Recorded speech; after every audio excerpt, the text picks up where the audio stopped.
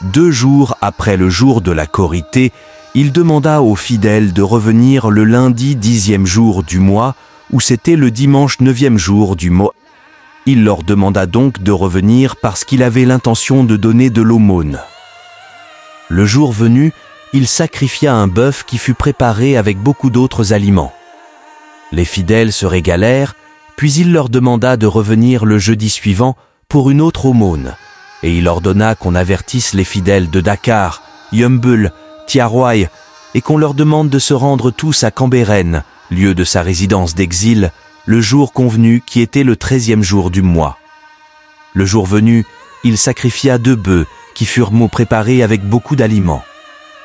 Les fidèles se régalèrent. C'était entre le milieu de l'après-midi et le crépuscule. Il envoya auprès des fidèles son disciple, son confident et son parent, par alliance Abdoulaye Gaye, et le chargea de leur dire ceci.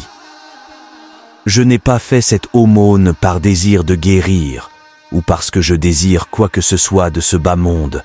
Je l'ai fait pour l'amour de Dieu et pour couper la corde des musulmans, c'est-à-dire pour le pardon des musulmans, pour assurer leur salut. » Les fidèles mangèrent, puis se séparèrent après le crépuscule, chaque groupe se dirigeant vers son village. Vers le milieu de la nuit, l'imamou ordonna à ses épouses d'aller se coucher. Peu de personnes parmi les femmes restèrent avec lui.